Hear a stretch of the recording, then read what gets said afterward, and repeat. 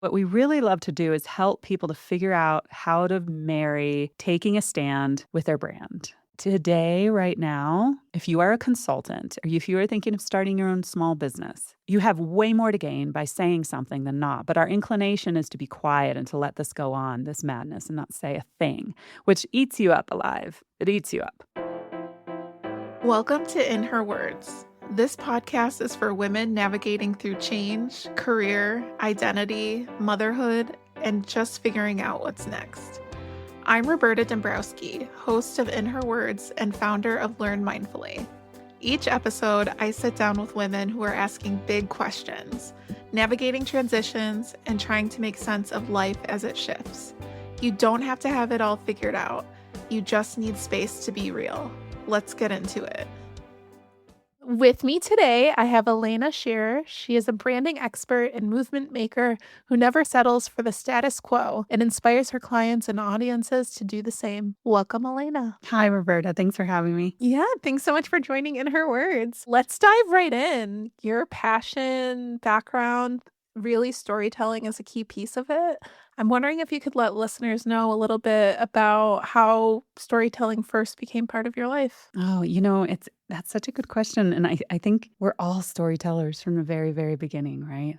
And how we think about telling stories today, especially in context to high pressure situations like speaking, public speaking, sales, selling your business, all goes back to that first time we stood up and told a story in front of the class or in front of the relatives and how they reacted, you know? So depending on where you grew up and your environment, that shapes your storytelling. And for me, I was always a storyteller.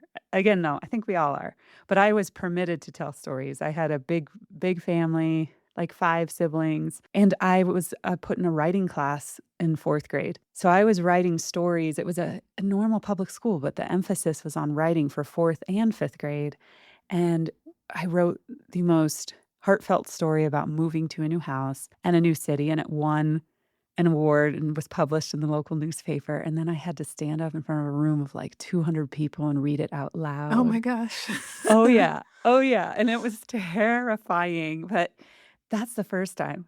If you want to go way back. So I think it's important because we all come to this from different backgrounds. Some of us don't have that beautiful experience that I had and that encouragement that I had. And so I meet grown adults every day who don't know how to tell their story yet. Yeah, absolutely. It's interesting. I have my son's turning 1 next week. And so every night before bedtime, we have reading time and I'm reading stories and stuff. And I've been thinking about flashbacks to same age like 4th grade, where you're reading the story in front of the class and everything. And do you stumble on your words? Do you have the confidence to speak it at that moment? And it's crazy how those moments when we're younger can influence now how we tell stories. Sure. And the baggage that we carry with whatever happened when Yeah. we did tell those stories. And I certainly have my share of those.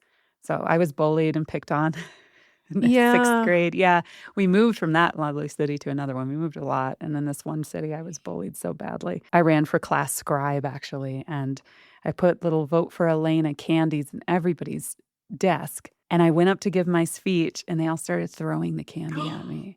And Oh they my said, "You gosh. can't bribe us for our votes." And just they're throwing them at me. Yeah, terrifying. So, Did you find that influenced your like desire to speak in the future, that moment? yeah, it's so my desire to speak has always been clouded by a terrible fear of public speaking. I get I don't anymore, but at the start of it, anxiety for at least 72 hours beforehand, physically sick, all the things. I have really, really bad fear, which a lot of us do, it's up Same. there. Yeah, Yeah. I do too. And then it was when I was a senior in high school, the school board had voted to fire our principal or replace him because he didn't have a master's degree. And you know, he was a great guy and we loved him. And so I started a petition and I started speaking in front of the school board and giving speeches and saying, hey, here's why our principal is fabulous and wonderful and why you Mm. guys should not at all do this. And so it came from my desire to create change. I didn't want to go Yeah. speak publicly. But then a reporter in the room heard me and he said, we'd really love to have you on the radio at our local station. And Wow. that opened the door. I wanted to be a reporter at this point. That was my dream job. And he said, come on in and you can be an intern and you can cover the school board. So when you follow your passion and your desire to create change, and I think every one of us as humans, we want to be valued at the Yep. Core need. core Yes. need, respected and loved, And so that value, everybody has different ways that they feel valued. Mine, unfortunately and fortunately for me, has always been to cause quite a ruckus. For someone else, it might be different, so. So I had to get good at it. It's a running theme in my life that I've only recently really connected the threads. It was to see. Yeah, yeah, yeah. I love that you use cause a ruckus. One of the things that stood out from one of our previous conversations, you mentioned running for office, running for public office. And I'm curious, would you consider that an act of kind of causing a ruckus? Oh, yeah. Absolutely. And so I ran for the United States Congress in Ohio, District 12, where I was born, where I was raised. And it happened again in a similar way that the school board that I got tagged for my first radio job, I wasn't expecting it at all. I was doing something else that was causing a ruckus. I had experienced an abundant amount of sexism while employed at an ad agency and then while owning my own agency and growing my agency. And I was 37 years old and I'd had it. I was like, oh my gosh, I can't stand this anymore. I cannot. And I called a meeting for women in digital. I said, no men are allowed in and let's share our stories. And it sold out in 3 days. It wasn't selling the tickets, but there was no room. Like I had to cut the ticket. I stood up in front of the group of peers and women who I knew them, they knew me, same big city, small town in Ohio in Columbus. And it was an earth-shattering experience for me. It was just off the charts to be able to tell that story for the first time publicly that I'd never told in my entire life in any way, shape, or form. I had never talked about what happened to me at that ad agency. I hadn't talked about what happened to me at my first radio station. And I was terrified to tell that story, but I did. And the other women, they stood up and told their stories, and we're all crying and laughing. And we walked out of that meeting and then started eventually what became 20 chapters nationally of women's groups. And this was in 2016. And then one of the women in the group came up to me and she said, there's nobody challenging your Republican congressional candidate and you live in District 12. I was like, oh, I live in District 12? I don't even know what district I live in. And she's like, you should run for Congress. And I was like, no, no, no, no, no, no, no. No. Why no? Why was that the immediate? Yeah. So hard. And who wants to be that public facing, but who better than me? It came down to like, oh man. Because once she asked that, it was actually my husband was walking around. We were remote at this point because this was actually no, COVID hadn't hit. I was just already remote. I did a lot of Zoom meetings. And I said, hey, honey, somebody thinks I should run for Congress. And he did a double take and he's like, oh my God, that's such a good idea. And yes, you should. And if you don't, I will. And he was serious. He was like, nobody's running against that guy. And I was like, no, this is insane. And then I went to all my trusted mentors and people who know me through and through and knew me publicly and everything. And I said this idea and they're like, oh my gosh, you should absolutely run. And to me, it felt like a patriotic duty to my country. I love this country so much. I'm as terrified as everybody else who is rational about what's going on right now. And here we are living what I knew. I don't know. I knew that this was going to happen. I knew he was going to win again. Many of us I did. didn't think it would be, I don't think any of us, you can't foresee what we're seeing, but it was that terrifying. I dropped everything and ran. What was that experience like? I feel like it's very rare that we have people talking about what the act of running was like.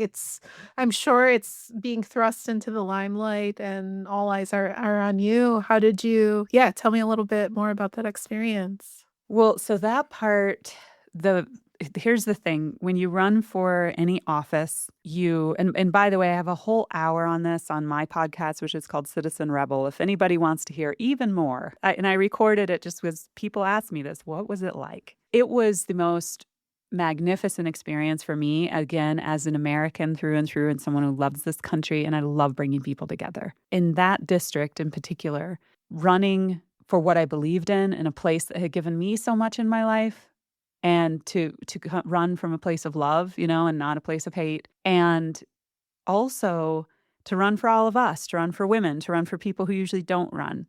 All of that was worth it. And we were in, however, an extremely gerrymandered district. But it was the last of the 10th year of the gerrymandering, so populations change, and it looked like there was a shot.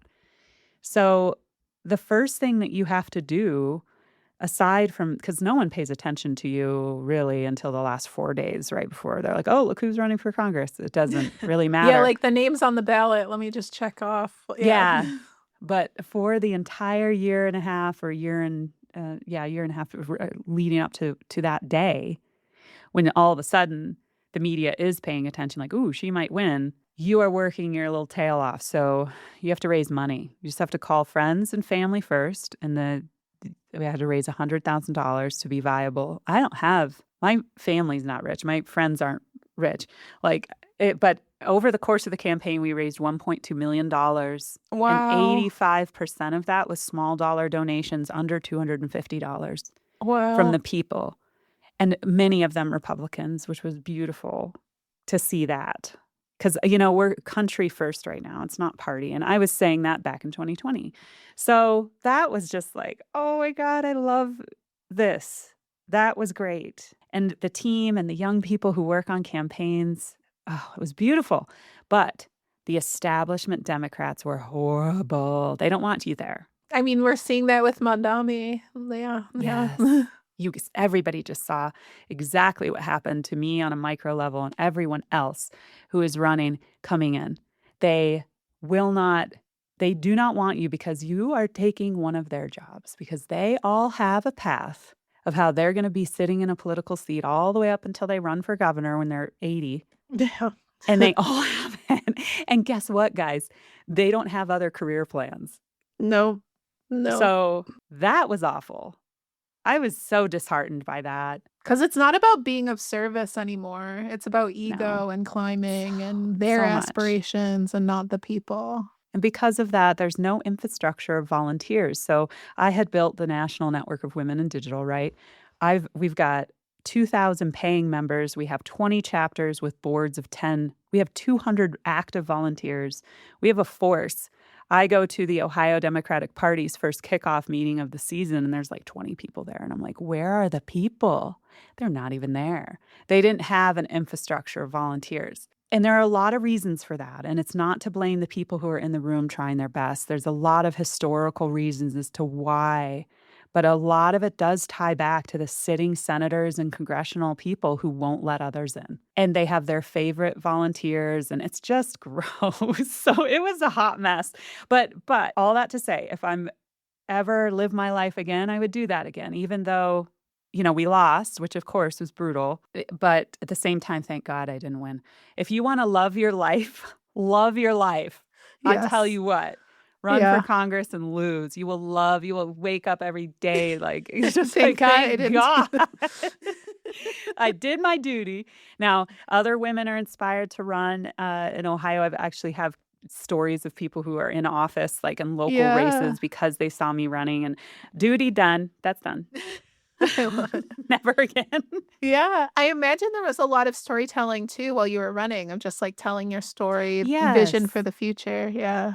Yeah, so the reason we raised a stunning amount of small dollar donations was because of my storytelling. So I've been in story since the beginning, been a writer, but in Yeah. branding and marketing across my career. So I applied everything that I usually do for my clients to myself and to the race. It was so wild because I don't know how to describe it. It wasn't me. I was running for us. And so the brand wasn't me, but I'm the person, if that makes sense. And so when you're doing personal branding and you're telling your story, that's how you need to think about what are you to your audience. And then my whole campaign was just filled with personal experiences, personal stories, being personal so that everybody knew, why they should vote for me. And that tied back to my father being a physician, my grandmother, both of them dying from cancer, one of them had healthcare, one didn't, talking about healthcare and health, and then school, the kids at school being scared for them to get on the bus, and go to school. So, yeah, it's very personal. Yeah, I can imagine that.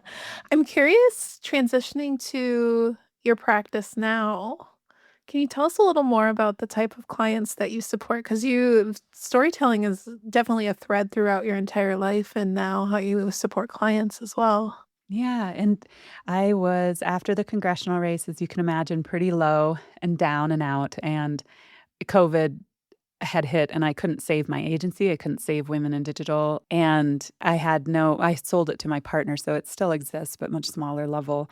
But I woke up one morning with nothing, and had to start over. And I, of course, was bashing myself. My inner voice was being very mean. Like, who's ever going to hire you? You ran for Congress, and you've done all this crazy stuff. Like, all you do is cause a ruckus. Who wants you? Nobody. But then a couple years later, 'cause it took a couple years, I had to get a couple day jobs. That was horrible for me. I'm an entrepreneur. That was the worst. Especially if you're someone who causes a ruckus. Oh, and I Yeah. did. And I mean, it was horrible for them too. It was a two-way Yeah. street of, oh Yeah, yeah. God, this isn't going to Yeah. work. But I realized, like, hey, you've reinvented yourself to not like, oh, I want to reinvent myself, but you've you've happened across these causes that you fought for. And each time you had a different, way of personally branding yourself. Also, my extensive brand and marketing knowledge is still there. Yeah. What if you do this to help others find their story? Because your story is a gift. And if I can help 10, 20, 30, 50, 100 other people to tell their stories in a way that changes the world, fabulous. Because I don't want to be at the front of that right now. There might be another time, if anybody, who knows what life has in store. But for now, helping others to find that gift, tell their story with confidence in a way that brings their audience to them is so cool. So I have one-on-one training. I also have Howl at the Moon workshops once a quarter, which Yeah. are just half a day where we go through how to create your framework and Nice. how to tap into that power that you have. But the Yeah. results are remarkable. Like having, my clients go from hating publishing content to being excited to publish their story. Yeah, yeah. Do you find that you work with people to do, like, books or, like, are there specific mediums that you're working with? Yeah, it's across the board. I have one client who's publishing her first book, her debut book this month, actually. Wow. And yeah, if you want to visit her website, it's NicoleBMarshall.com. Nicole with an H. Just look up, yeah, her book is We can include the beautiful. link. Yeah. Yeah, yeah. She's writing about house music in the South Side of Chicago and how it inspired her. That's where she first felt inclusion, on a real inclusion of people from different backgrounds. And she went on to become a DEI officer at Pinterest. And I've worked with her on unearthing that part of her story. And she's also coming up on my podcast here soon if you want to hear from her. But yeah, authors, but also, I have a financial advisor right now who called me and he's like, I think I want to take a stand. So what we really love to do is help people to figure out how to marry taking a stand with their brand. Yeah. Yeah. And today, right now, if you are a consultant or if you are thinking of starting your own small business, you have way more to gain by saying something than not. But our inclination is to be quiet and to let this go on, this madness, and not say a thing, which eats you up alive. It eats you up. Yeah, you don't wanna I was speaking with someone actually, like a fellow coach just last week, and we were talking about like, "Oh, we need to put our voices out there more," but our inclination is to not to, because you don't wanna stir the pot, you don't wanna rub people the wrong way, but it's like, whether you say something or not, you're still saying something. Like, Right. even when you say nothing, that's still saying It's something. complicity. You're Yeah. saying, like, if I find somebody's website these days or their LinkedIn account and they're not saying anything, I'm like, ooh, Yeah. they must be. I know that's not true because I have so many people quietly tell me, oh, I really want to say something, but I can't. But here's the thing. You just captured it exactly. People are scared. I'm going to rub some people the wrong way. Who are you going to rub the wrong way by saying it's not okay to kill somebody point blank from the back, shooting her in the head? Who are you going to offend? Do you really Yeah. want to work with those people? Yep. And guess Yeah. what? A majority of Americans agree on everything. So what happens is we actually agree on stuff. The media is who's dividing us. When you do say something and you're passionate about your content and it's woven, it's not like you're going out there to deliberately offend people. Let's just say that you put a Be Good sticker on the bottom of your website, on your LinkedIn profile, or you publish that post. What if your business and your values? So for us, we have a proclamation on our website on goodisnow.com that says, we don't want to work with fascists. We don't want to work with you. If you're a fascist and here's what fascism is, by the way, here's what it means. If you want that, we don't want to work with you. If you are opposed to equality for every human on the planet, we don't want to work with you. And if someone disagrees, when you write it out, you know, you will attract the people to you who you do want to work with. And when we publish that, I have a lot of Republican clients, but they agree with those sentiments. They don't want hate in the world. They want their businesses to thrive. They want a healthy culture and economy. So we didn't lose any business. We've gained a ton of business. And that's what happens. It makes your values crystal clear and It out in does. front. Well, Yeah. and you feel better about it. Like Yeah. when you say, it's like sending the bat signal. It's Hmm. and you figure out what that is. You need to know your audience, what they want from you. And knowing that audience is the biggest misstep. Your audience is not broad and large. Your audience is really, really small. If you're in coaching, you might need, 5 new clients a month or something, Yeah. right? So 50 people a year. You think you could find 50 people who agree with you and your philosophies? Yeah. Probably, you know? And so when you go all in on, and taking a stand does not have to necessarily be political. What if I have a friend who, she is all about saving foster puppies and getting them trained. Mm. That's not controversial, Yeah. but that says a lot about who she is. And it's a nonprofit she runs, but it's tied to her who she is professionally. You might, as a coach, say something like, hey, I want to go out there and help you guys get through this. There's a lot going on right now. The world is a really painful place right now, but on this level, it's filled with joy. Let's find your joy. It's as simple as that. It's a little nod to reality. Yeah. Yes. Yes. Yes. So Absolutely. you see, so I think we overthink it. I think there's a lot of fear when in truth, it's just like, hey, just put something somewhere. Yeah, yeah, yeah. No, I think there is a lot of fear, and I think it goes back to what we were talking about earlier about a core need is value to be accepted, to have acceptance from others. And when we put ourselves out there, whether it's a story and we take a stand, it does take an act of courage It does. because It we does. don't know how people will respond sometimes. And so I think that's part of the beauty of storytelling and content and creation and speaking is that you're taking an act of courage and putting yourself out there. And most of the time, it's like I always tell people are not waking up every day thinking about what you're posting on LinkedIn. They're just not. There's so much shit going on in the world. That's what they're like, how am I going to survive? How am I going to get through the day? How am I going to pay my bills? Like, are my kids doing okay? How are my animals, my pets? That's what they're thinking about. They're usually not hyper focused on what you're posting. Of So, course not. And, yeah. so that's the second. The first fears rub people the wrong way. The second, when we get down to it, is the fear of the trolls and somebody saying something Yeah. heinous to you, something Yeah. horrible. Yep. And if that happens, when you get a negative comment, I want you to call me and we'll have a champagne toast because it means it means that your content is resonating with a lot of other people and that you Yeah. have made people think and you've upset somebody. If you've upset someone, it's not the end of the world. What it means, you got to reframe it but look at all of the people who I've moved positively, right? But you're right. It is so terrifying. Like the first time I got a troll comment, I was a mess. I was 25 years old, 25. I was a single mom. I wrote my first blog post about being a single mom. I decided I wanted to start a blog in 2007, which was a really good time to Yeah. start a blog. You're ahead of the I times. was one of the, yeah, so that's a whole other story, but I'm pouring my heart out on this blog post. I've spent a lot of time writing it, overthinking it. I hit publish and it was in the WordPress community. So back then it did get surfaced to people you didn't know. Yeah. It didn't just sit there alone. And the first comment, I get a comment, and I see the email, you've got a comment, and I go to read the comment, and it is who knows who, creeper, saying, I hope that you die alone with your cats. Nobody will ever want you because you're a single mom, which means that you're a you know what and all these things. Wow. Yeah. Only comment. There weren't positive comments. And I was alone. I didn't have a ton of friends who, it was just a weird time. I had a lot of friends, but I guess I was really alone in that. I didn't have anyone to really talk to about it because it was such a new thing. And so I was just a wreck.